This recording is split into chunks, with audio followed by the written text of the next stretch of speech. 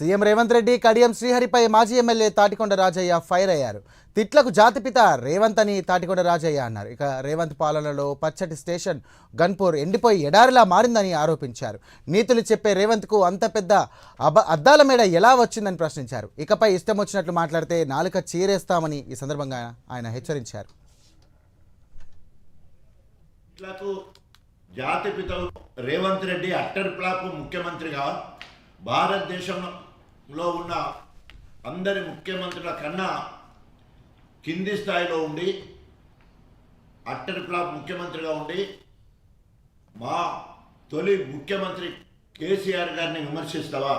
నీకు సిగ్గు శరం ఉందా? తిట్లకు జాతిపితవు నువ్వు, తిట్ల పురాణానికి పరాకాష్ట నువ్వు.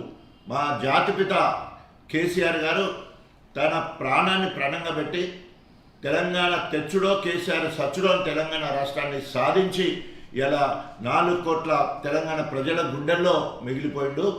అంతేకాదు ఈరోజు కౌరవ కాంగ్రెస్ పాలనను ఎప్పటికప్పుడు నిలదీస్తూ రేపు రాబోయే రోజుల్లో మిమ్మల్ని ఓడగొట్టడానికి కురుక్షేత్ర యుద్ధంలో కృష్ణార్జునులు ఎట్లున్నారో ఈరోజు కేటీఆర్ గారు, హరీష్ రావు గారు ఆ రకంగా కాంగ్రెస్ మీద పోరాటం చేస్తున్నారని చెప్పేసి హెచ్చరిస్తా ఉన్నాం.